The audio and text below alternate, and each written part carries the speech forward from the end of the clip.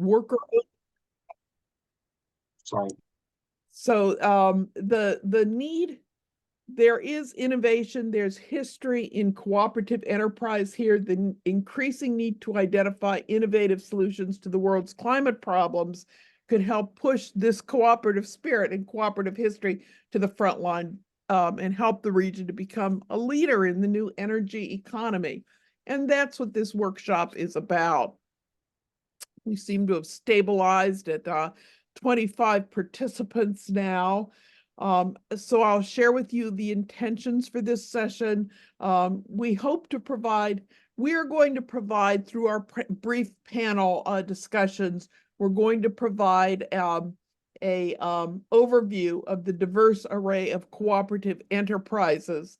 We're going to ask you to work with us in thinking about how these co-ops in our region might be supported through shared service platforms.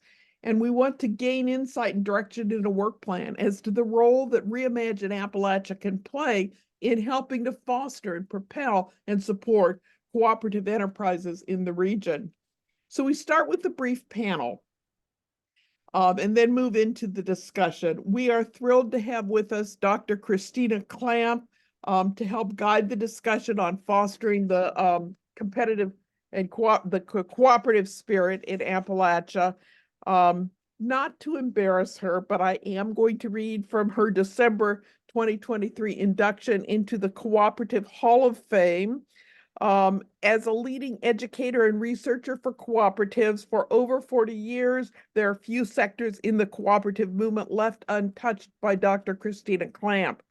From cutting-edge research on worker and shared services cooperatives to training generations of cooperators to building and connecting cooperatives to a broader movement for community economic development and the social solidarity economy, Chris is a steadfast champion of cooperatives.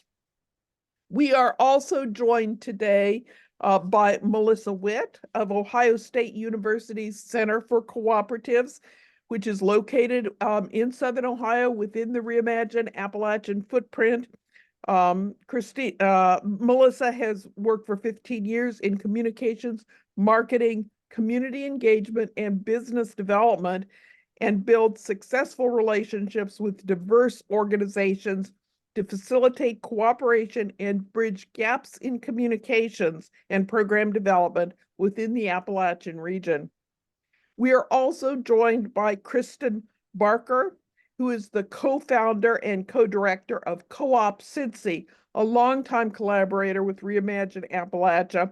Co-op Cincy is a nonprofit whose mission is to create an economy that works for all by developing and supporting an interconnected network of worker-owned cooperatives. And we're joined by Craig Ickler, the energy democracy organizer for Cleveland Owns, originally from Portland, Oregon, relocated to Ohio, and as a committed organizer, passionate about advancing energy democracy. So we will start with comments from Dr. Clamp. Dr. Clamp, if you'll get us started, I will share the PowerPoint. Okay, and I'll just tell you when to advance each one. It should go really quickly because I have 5 minutes. So let me start just by saying it's a real pleasure and an honor to be able to talk with you about the ways in which I think we can strengthen local economies through cooperatives. And my apologies to some of you who are clearly just as knowledgeable of cooperatives that I can see are in the room. But bear with me for a second as we go through this. Wendy, next slide, please. So National Cooperative Business Association says there's about 40,000 cooperatives in the United States. And what you see here in this slide, this was developed in 2008 with USDA funding at University of Wisconsin's Center for Cooperatives. We lost the slide. Dear. I'll keep going. So when we talk about where are cooperatives in the United States, next slide, please. We can talk about the preponderance of cooperatives in the United States nationally is in agriculture. And secondly, most important are credit unions in terms of where you find people in cooperatives. But as you see here, there's a number of other sectors in which cooperatives are important. I'll just highlight a handful as they relate to issues of the new energy economy. So in terms of worker cooperatives in my home state of Massachusetts, we have an example, Northeast Diesel, that is collecting cooking oil that's been processed by individual collectors. And it was started by a consumer co-op called Co-op Power. Northeast Diesel is now a worker cooperative in transition through a three-stage purchasing from Co-op Power. I believe Melissa's going to talk about the rural electric co-ops, but they are a really good example that illustrates my basic theses about why cooperatives are important, because um, co-ops in the United States often get started not for ideological reasons, but because they reflect a gap in the market and the need of people to address what the market isn't doing for themselves. And so what you find is, for example, in Wisconsin, Group Health of Wisconsin serves residents with a consumer cooperative healthcare provider that's done really well for them over the years.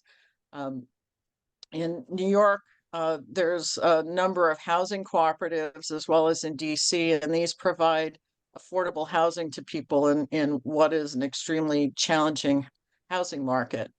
Um, in terms of insurance, you know, the first insurance cooperative was actually started by Ben Franklin in Philadelphia as a way to address the needs for residents in Philadelphia to fight fires. And so insurance has a long history in the cooperative sector. I've done a lot of work on shared services cooperatives, and if we could move forward on to the next slide. What you'll see here is that there's essentially uh, producers of either services or of goods, consumers purchasing of products or services, and hybrids, which we don't see a lot of in the United States. Although my background in studying Mondragon, I learned a lot about how hybrids were used there. And we can move on to the next slide. So shared services is an area that I've spent a good bit of time in addition to looking at worker cooperatives and credit unions. Um, and what you see with shared services is that this is in examples like Mondragon, which some of you may be familiar with, is what we would talk about as the second tier cooperatives in the group. You can also see that shared services is a good, what I would call the low hanging fruit in the cooperative movement, because it's a way for groups to come together, just as was reflected, people talking about collaboration as being really important in the region. Shared services is a way to formalize some of that collaboration in the purchasing of services or products and to address common problems. And next slide, please. What you can see with these is that they appear in many industrial sectors. They can be formed in rural or urban areas. They can be very micro level. I've found towns in New Hampshire that share staffing in a way to reduce the operating costs for the towns and do that in a cooperative model. Next slide, please. And what you can see then is that they can share resources, they can control their operations. Wendy, you're going to, thank you. They can use it as a means of raising and accessing funds to manage inventory or to benefit opportunities for performance and to increase their purchasing power. So if you want to know more about this model, I actually did a book that we published as an ebook. Last slide, Wendy. Thank you. It's called Shared Services Cooperatives, and it covers a whole range of sectors of the economy, from public to healthcare to business to um, uh, I'm blanking. Oh, finance is another important one. And so happy to answer any questions, but I think it's time for us to move on to the next speaker. Thank you very much, Christina.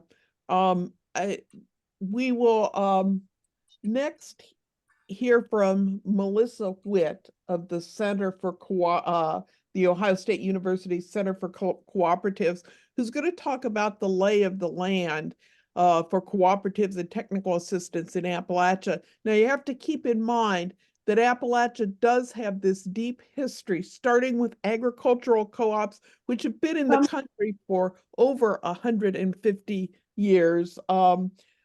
Briefly outlawed in the repressive post-Reconstruction years. When they were reauthorized in 1922, the next year we saw the emergence of the Rural Electric Cooperative, which became a federal program. And today, our rural electric cooperatives serve 56% of the land mass of the United States. So, and it serves primarily rural areas. So people who live in rural Appalachia have experience with the principles and operations of cooperatives through their electric provider, if nothing else. But there's a lot more than that going on in the region. So I asked Melissa to give us a little bit about the lay of the land. And Melissa, you can just unmute yourself and talk. This is not controlled.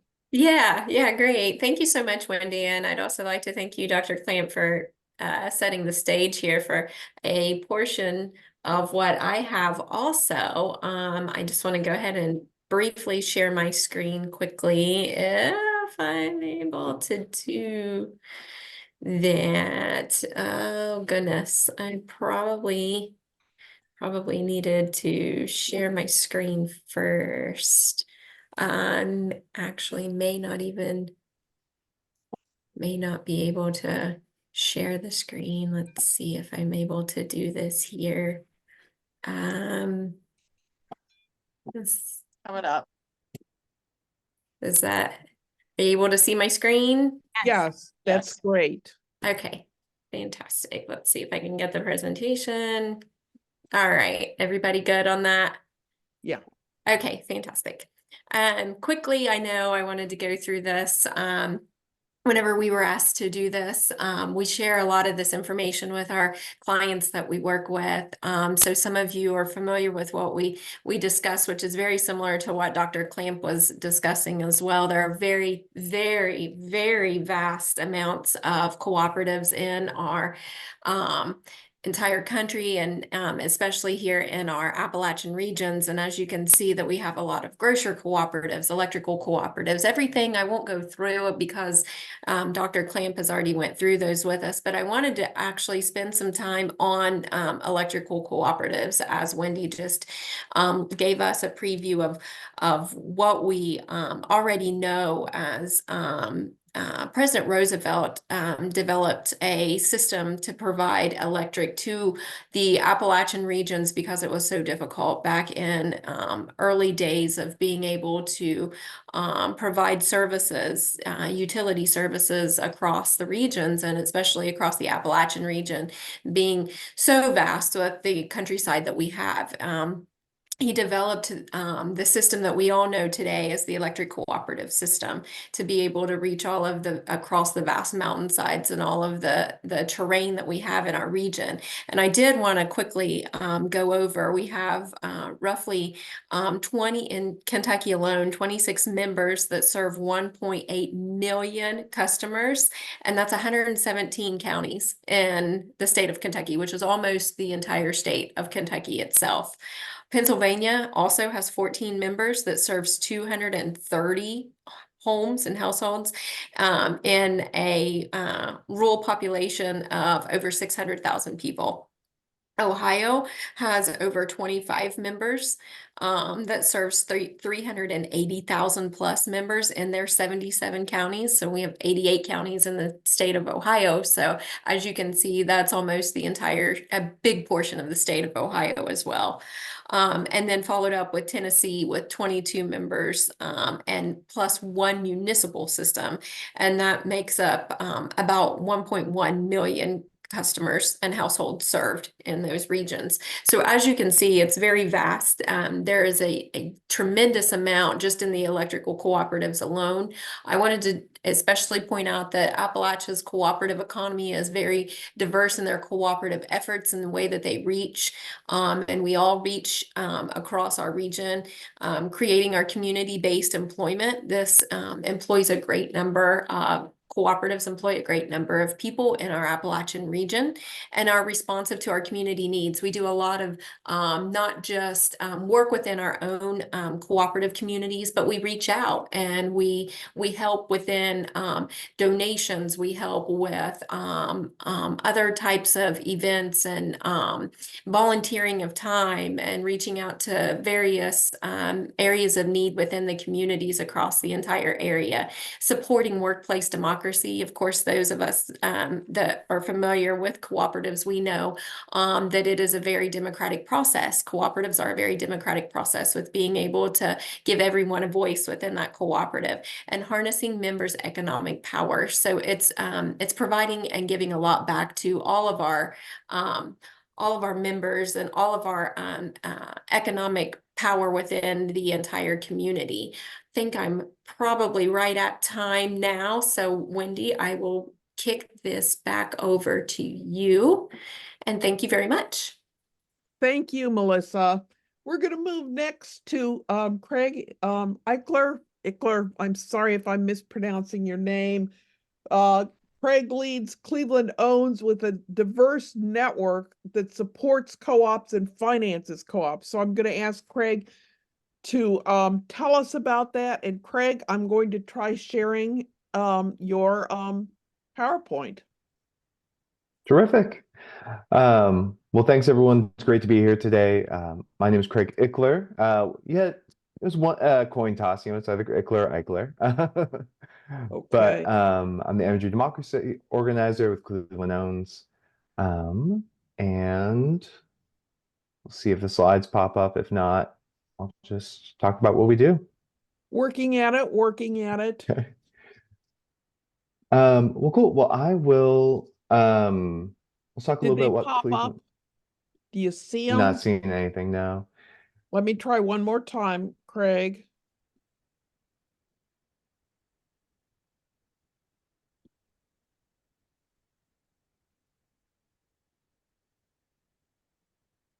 Are you seeing them now? Got it. Great. Yeah, let's just hop right into slide 2. If you want to scroll down, or there we go. Beautiful. So we're an economic democracy incubator. We build cooperative businesses here. We also lead campaigns for community control of resources. If you want to go to the next slide. Beautiful. Look at that present. And yeah, if you want to head to the next slide whenever you get there. But yeah, we kind of split our work into a couple different things. Maybe one back. But it's worker and community co-op development, our energy democracy initiative. That's where most of my work is.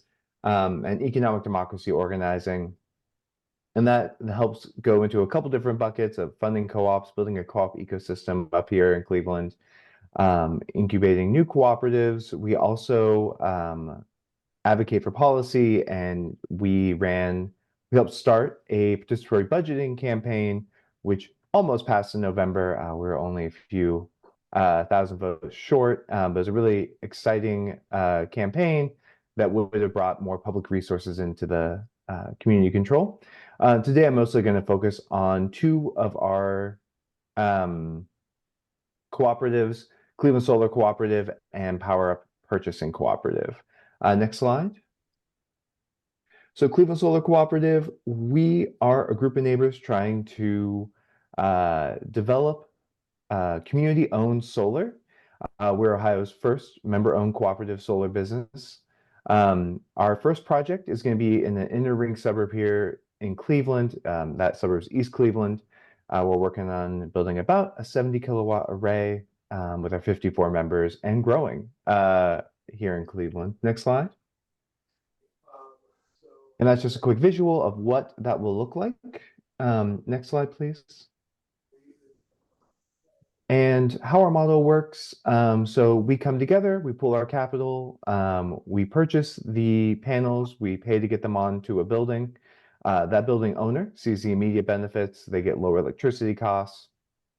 They also agree through a power purchasing agreement to buy the electricity that our panels are producing, and that's where the cooperative gets their money.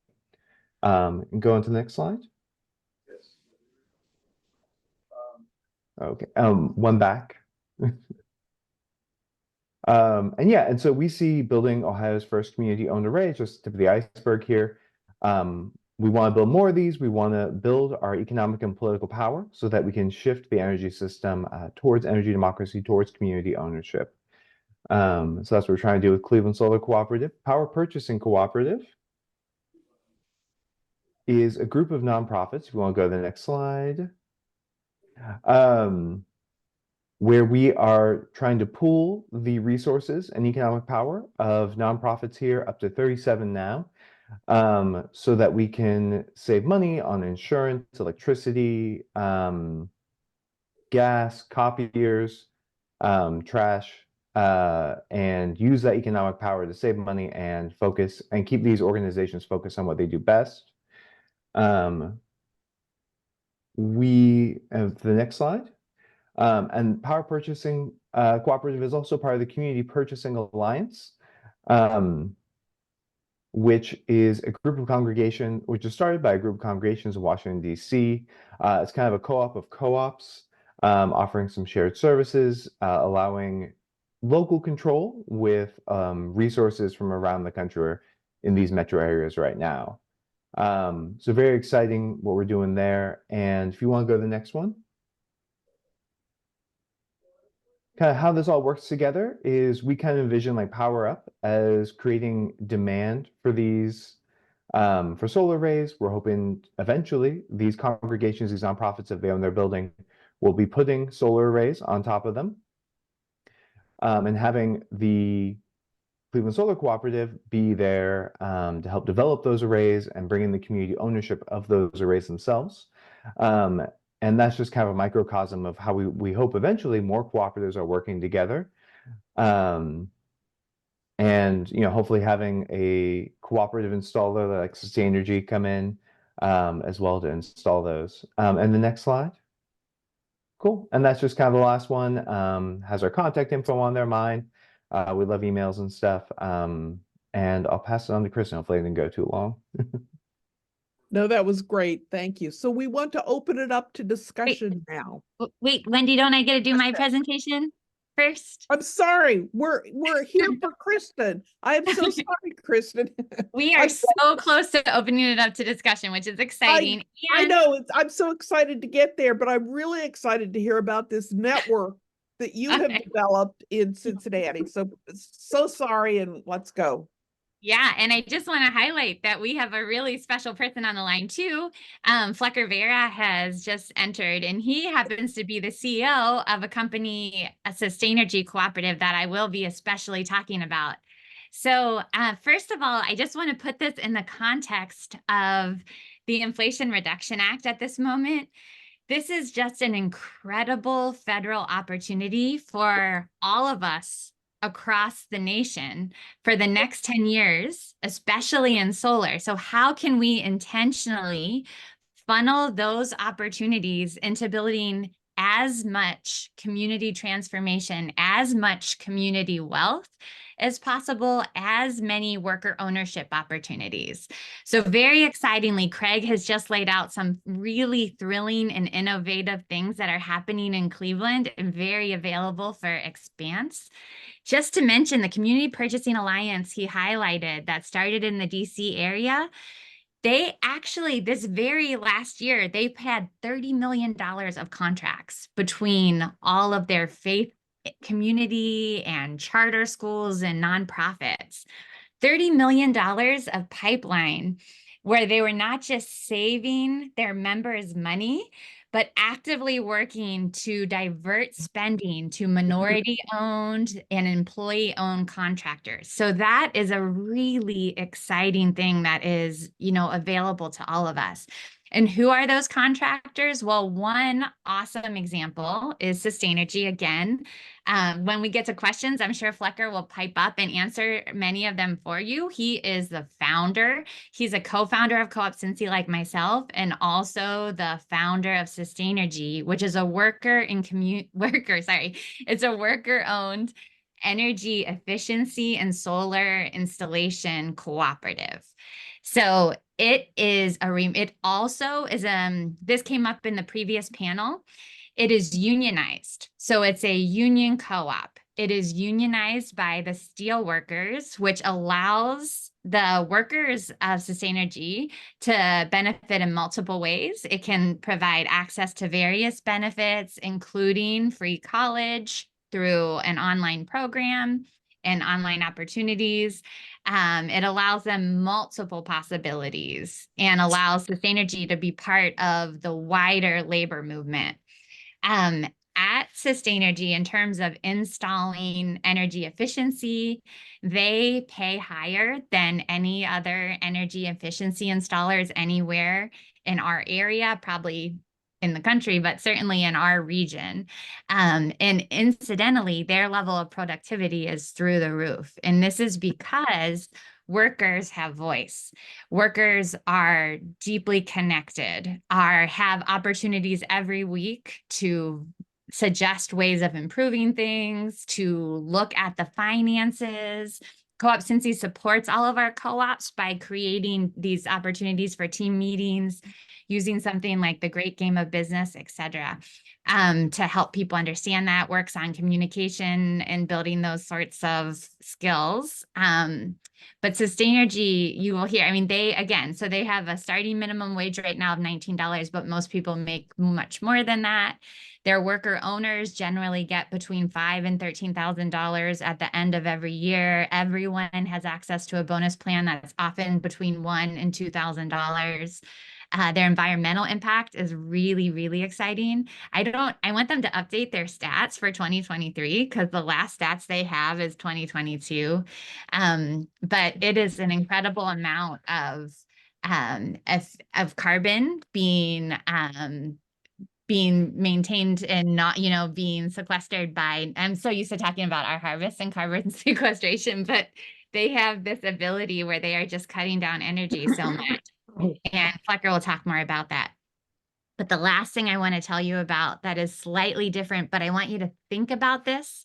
Another thing that Co-op Cincy does is support existing businesses to transition to worker ownership. So when you think about those energy installers that are already existing, right now, Co-op Cincy has 6 companies in our pipeline, one of which is in the energy economy. And so this is a real opportunity space. There are a variety of co-op loan funds. Cleveland Owns is part of the Seed Commons, like Co-op Cincy is as well, which is currently a $62 million fund, but there's a variety of other ones that exist. And this is a real opportunity at this moment with these various incentives and the Inflation Reduction Act. So I just want you to be thinking about that as you think about opportunities in your region. Great. Thank you so much, Kristen. And now let's talk about all this. Chris, you want to kick us off? All right. So, Lou, can you bring up the first question on the I don't know how to pronounce this thing. Mentimeter, what a Mentimeter? Yeah. Give me 1 second. Okay. I have to try and find it. So we're going to use some of these great Zoom tools to sort of not only seed the conversation, but also give us something from which we'll develop our work plan. Again, we're wondering how ReImagine Appalachia can be the most effective in supporting and fostering cooperative development. Okay, And Lou, we're going to need the link for people to access it. Yes, so let me present the QR code. If you guys want to use your phone, will work. But I'll also drop the link in the chat. And then you can also go to menti.com. That's easy. So I'll give everyone 1 second and then I'll switch to the other slide.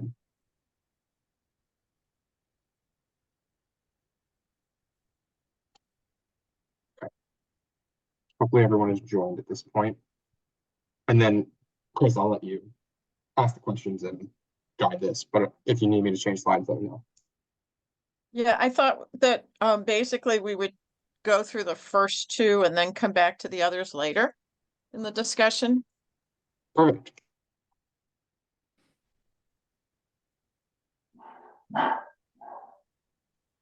Can everyone still see this, or did I change tabs? It says, how can regional collaboration help grow this work? I pulled up my notes to start taking notes again, and I wanted to make sure you guys can still see Okay. these. Yeah. So should we move on then?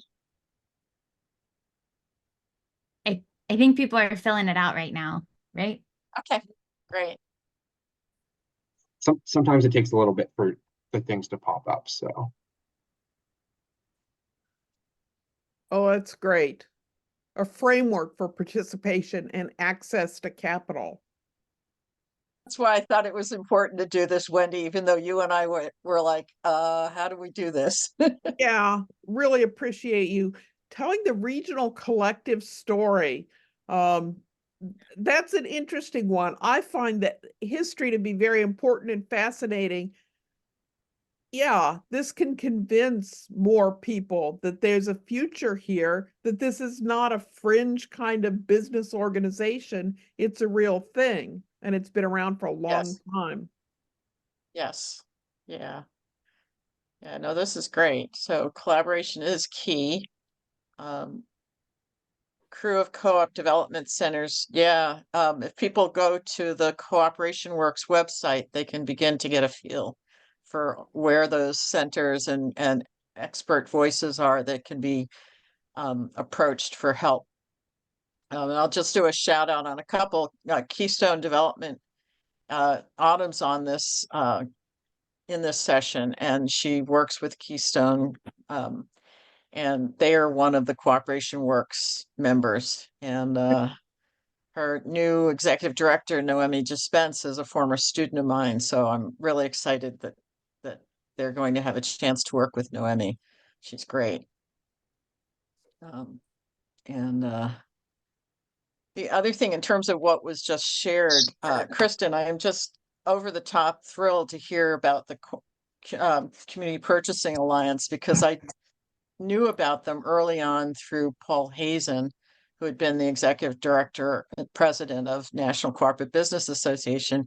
And he was very involved with that, along with another good friend and colleague, Rosemary Mahoney, who does really great stuff around purchasing cooperative development. And I actually did research on them for the Shared Services Cooperative book, but didn't put the chapter on nonprofits in. So it didn't get included in the book. So it looks like it's slowing down, so we'll give another 30 seconds before I switch over to the next question. okay. And if you're having trouble, you can just put it in the chat, and we can collect it there.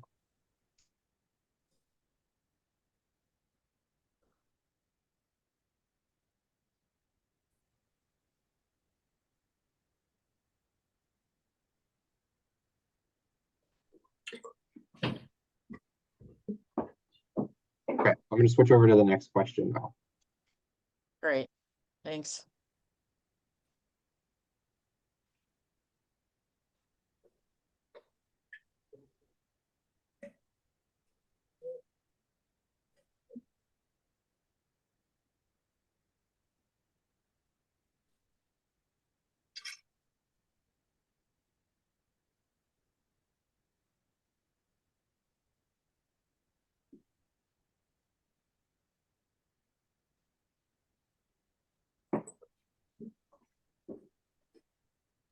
Is everyone able to, are they seeing this question on their side as well?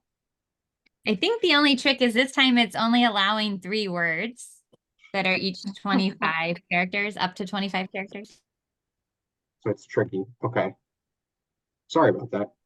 I tried to vary the types because in the report, they'll take screenshots of all of the answers and it'll give you, it'll be a nice picture. Mhm.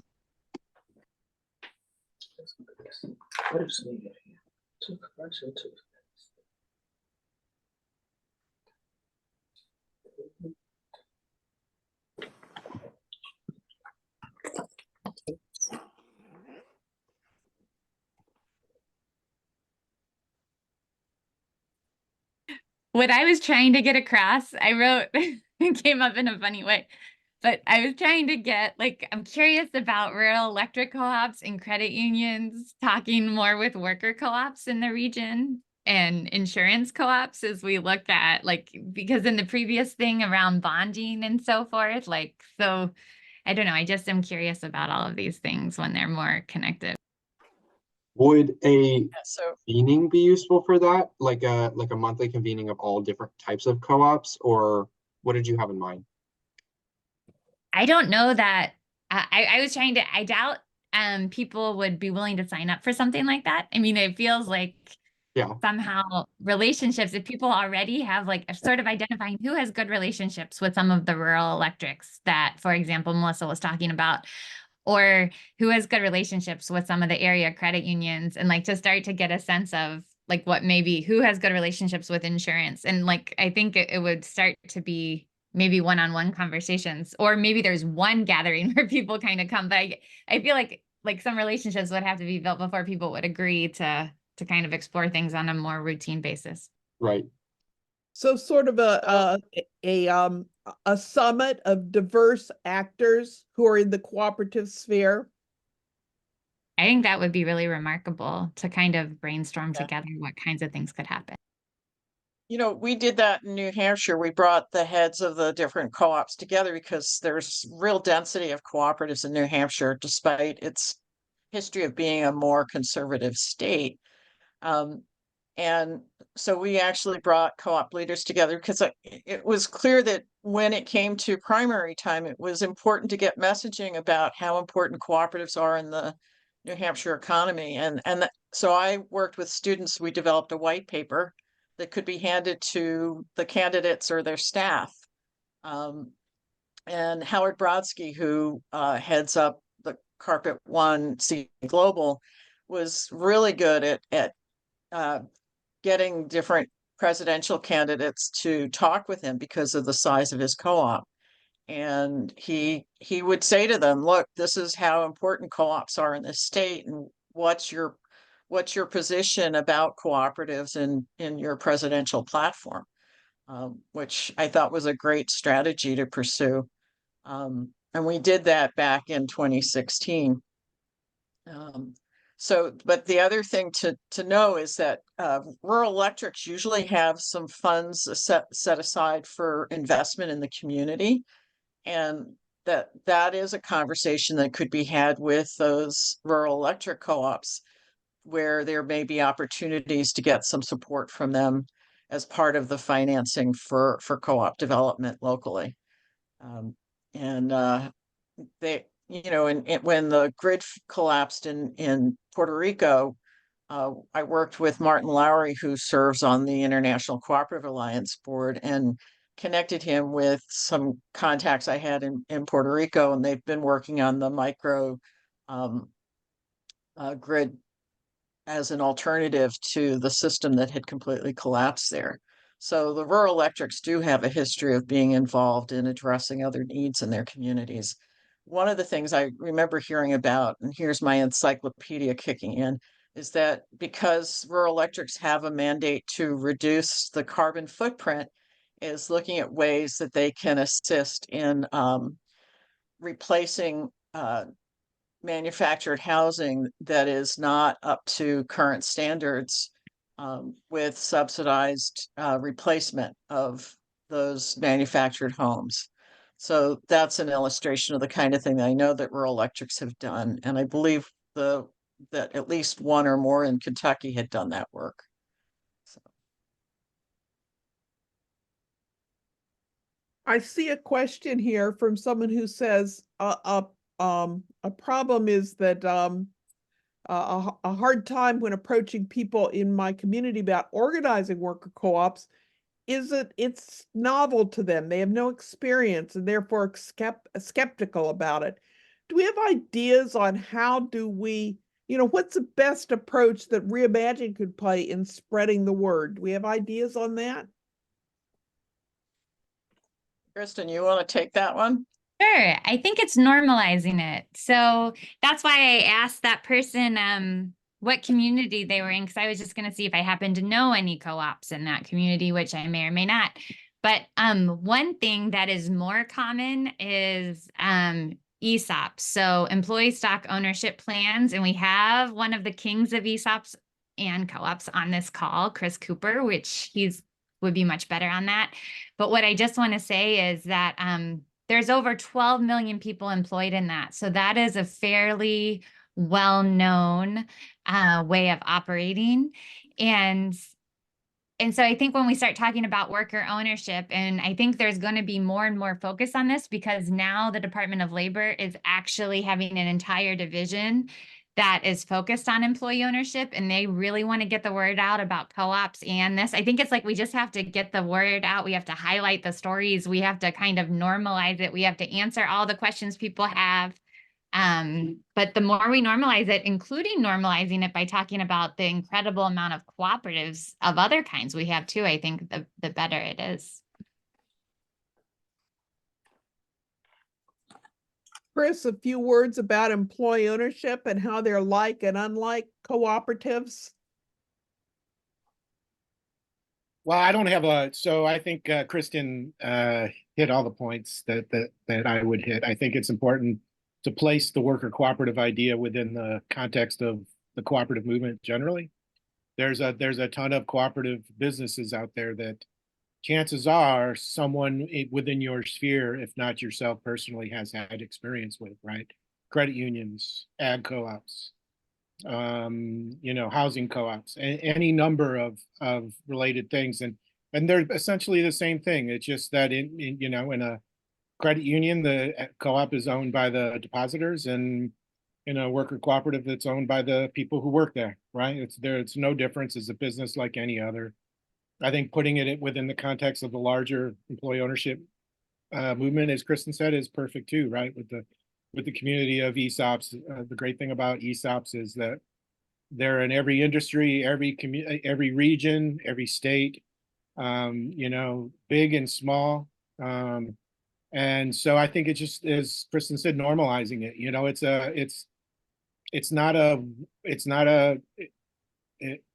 It's just one of the many regular ways in which someone can start and run a business. That's kind of how we put it. And still, even within that context, you're always going to find situations where that's not enough for some folks, right? They're still kind of suspicious, but you just keep on working, and keep on talking. And Lord knows I don't have any problem talking about it, right? So yeah, I mean, this is Steve Herzenberg from Keystone Research Center in Pennsylvania. I mean, Wendy, I feel like you've already done 2/3 of the work for one tactic, which is, again, in each of our states, there are progressive think tanks that have credibility and visibility with the respective state legislators. And so, a state-specific, in a sense, version of your co-ops 101 piece, the co-ops are all around us. There's ESOPs as well, but then followed by, this is what the state could do, including leveraging the federal money and working with neighboring states on leveraging the federal money. But I don't know, start a worker co-op or worker ownership channel like Ohio did. Again, it's been a frustration of mine that the think tank, this is one of the areas where the 50 state or nearly 50 state think tank network kind of should have done a standard state level policy piece and then customized it to each state. But again, I think in our region, thanks to your work already, and now that you're the research director, Wendy, that's something that we could get done. I mean, Pennsylvania could go first, but we could hopefully get the think tanks in the other 3 states to play along, and then ReImagine could do what it does, which is to lift up all 4 of them and repeat ourselves. And I think, again, it's this is another of these best kept secret things. So, yeah, I think that's very doable work, and it's right in ReImagine's sweet spot. I see a hand up. Please, if you got your hand up, go ahead. Yeah, this is Flecker. I think that in my experience, when we speak to we're in Cincinnati, so you cross the river, it's a very conservative area for the most part. You're in Cincinnati, is progressive, and you go out of Cincinnati, it's very conservative again. And when we speak about co-ops, conservatives and progressives hear about it, it sounds like music to our ears. Other conservatives call it like, oh yeah, this is making America great again. It's anti-corporations and the whole thing. So it's something that really appeals to both communities in this polarizing world. And as Kristen was saying, just normalizing this is not something, we are not like strangers to this thing. We all know co-ops. There are more membership in co-ops than people in this country. So normalizing it, mentioning, just telling the story, co-worker co-ops are, and in my experience, really appeals to both communities. In terms of the number 2 question, in what we can do to support existing worker co-ops or this type of thing, I think often that we work, I'm a technician as well, besides the CEO of Sustain Energy. So we're busy keeping our lights on and then using the network of ReImagine Appalachia to open the door to us, to potential people, ideally co-ops as well, utility co-ops and things like that, that can open the credit unions, that can open the door and be like, hey, if you are thinking about reducing your energy bills, Sustain Energy or other co-ops can bring funding towards it. They can bring 40% for it from the Fed to just opening the door and give us the opportunity to get to do a pitch will be very good. And I think what we tell our churches when we speak to them, require contractors, if you're going to spend $500,000 in panels or whatever, require contractors to train youth from those communities. Put a list and some type of checks and balances, because often people say that doesn't happen. Hire like 2 or 3 people from our community as part of the labor, and so you start growing, developing those skills also in those communities.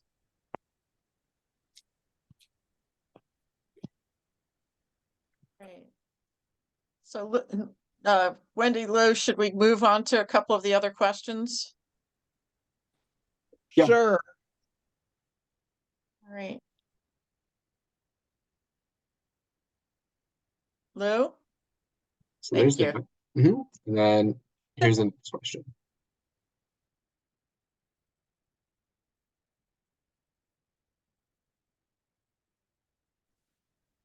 This is going to be another word cloud, and I think it's going to be a very good representation, and it'll be really good for the reports, because you'll be able to see all of the partners that are potentially willing to work on this. So I think that's going to be very interesting.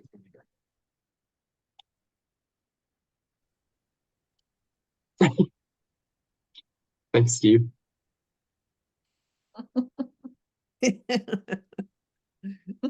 you, Steve. Lou, were you laughing because you already have my name?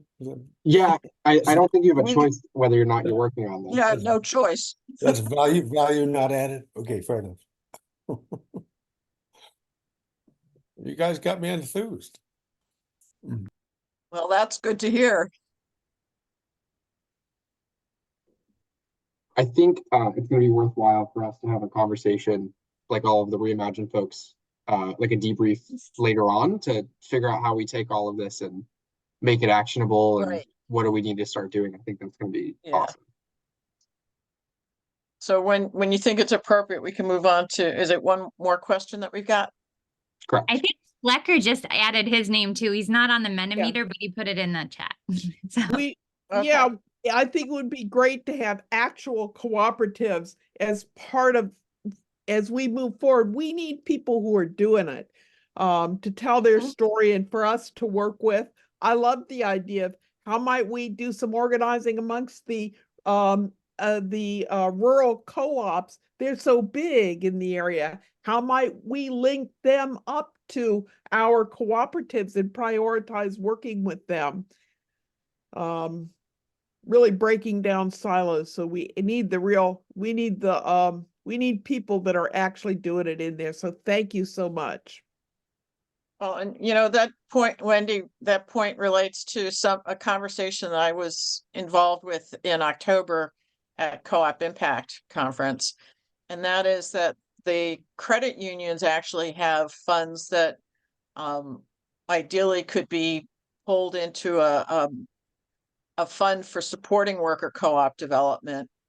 Michael Mercer, who's based out of Atlanta, has been working on this and is in conversation with some of the co-op financing groups. And so if that can come about, and it still is in the discussion stages, that would bring some new money in, because one of the challenges that the groups that are currently doing this, and Craig's nodding his head like he knows what I'm talking about, so hopefully I'm getting this right, is that there are more needs than there is money in the existing co-op dedicated funds. So the three shared cooperative capital, the local enterprise assistance fund and the cooperative fund of New England often end up doing layered financing deals together as a way to spread the money around and make what money they have go further.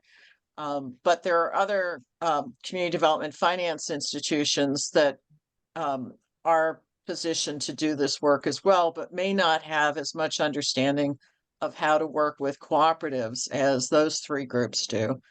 But and the Rochdale Capital is a new fund that has been spun off by National Co-op Bank. National Co-op Bank's great, but they tend to do the larger deals, and then look to funds like Leaf handles a lot of food co-op related deals. So there are ways to do the financing. In my estimation, the best way is to cultivate some local banks that maybe won't be willing to come in unless there's someone else who's taking a second position to sweeten the deal for them. And Craig, maybe you have something to add on this that I haven't thought of.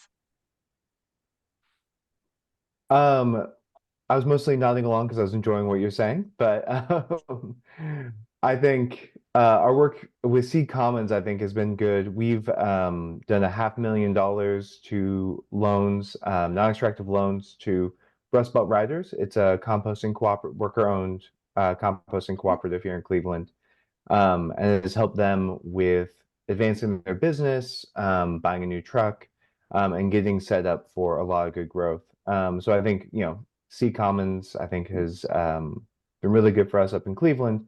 Really excited to extend that to energy as well. And I think could be a good way for rural areas in Appalachia to grow as well. Hey, Craig, Cleveland has a very active LISC program and a neighborhood enterprise program. Do they work with you? Do you have collaboration with them on co-op development? What was the term? It's the LISC. Local Initiative Support Corporation. I think the organization Oh. in Cleveland is called Neighbors in Progress. We have not worked with them closely, Okay. no. So it seems to me like the capital arena for co-ops, there's money out there, but it's fragmented. As you talk about these different sources, I'm thinking about Amicus Solar, which is a shared service platform. 25% of their members are cooperatives. They've got financing for residential and maybe some small commercial solar and renewable energy projects. It's one more of these fragmented areas. So maybe a landscape assessment of the capital might be useful in work for ReImagine. Yeah, Liz And is a it's- good suggestion. Oh yeah, go Flecker, go. I bet we were about to say the it's same like thing. yeah, so in my experience, the challenge is not getting the money for the solar piece. There's the money from the Fed coming 40, 50, even 70% in certain areas. And if solar is really a location thing, a long-term financial investment. Your roof is facing the right direction, no other trees, then you can get easy funding through.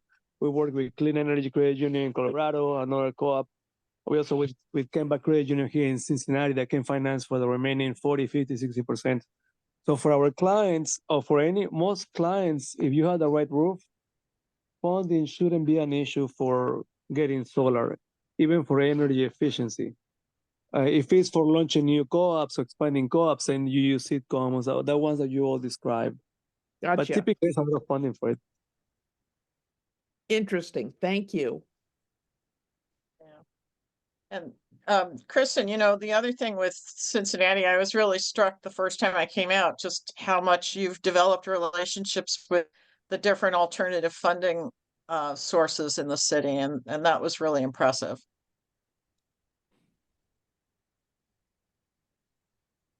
Oh, cool. So I'm Someone else looking has at, a question or comment. Lindsay? uh-huh. Yeah. Yeah, hi everyone. This question might be a little outside the scope of this, but I am part of a group in Virginia. I'm in rural Virginia, and other folks are in far southwest, down in the coal fields of Virginia. But we are in the process of starting a care collective, a cooperative that is centered around the care economy. So some folks want to provide direct services. Mental health counseling or doula services. Others of us want to be part of support groups, for example, or offer trainings or maybe herb exchanges and all kinds of different things centered around a care economy. But we want to organize as a cooperative, and we're looking for fiscal sponsors. So my question is sort of two parts. One is, have you seen worker cooperatives? And this is much smaller scale than like energy cooperatives, of course, but have you seen them start as a fiscally sponsored project? So That's the yes, first part and of the that may also not be necessary. So for example, Co-op Cincy, one of the things we do is we offer this Co-op U, and last night we just started a new group. There's 8 groups, 8 teams in it. 3 of them are doulas, doula cooperatives in the making, incidentally. Okay. One from the Southern Bee Alliance, like from Charleston and South Carolina, and 2 from Ohio. But also like in Co-op Cincy, we have a Touch of TLC, which is home care. We have the Shine Nurturing Center, which is it's a child care center, a daycare. So those are very possible to start in. Being fiscally sponsored and having the ability to receive grants can be really excellent. And that's quite possible when you have a partner. But it may be possible to just simply get the startup funding you need.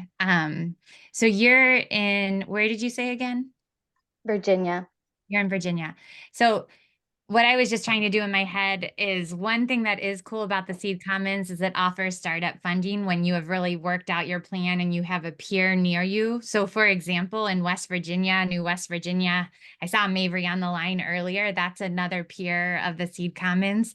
And I'm just going through Virginia in my head and trying to get, but I can't do it. I don't have one that jumps out, but it is often possible when you create, at least with the Seed Commons, that's a neat thing about them, that you can actually get some of the startup capital that you need once you've kind of piloted and tested it out. But if you have access to a nonprofit that would, fiscally sponsor you, that would, and you're able to get grant funding, that's of course super lovely. Okay.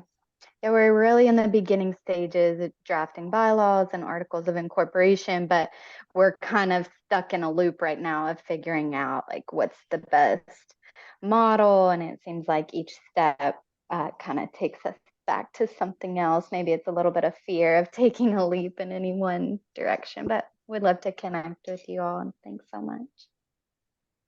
I'll put my my contact info in the chat. Christina, we're very interested at ReImagine in fostering cooperative relationships amongst entities in industrial parks, the industrial model or the circular model, networks of companies, and yet it seems like there must be complicated legal arrangements among them. How have some of these shared service platforms, who do they go to for the legalities?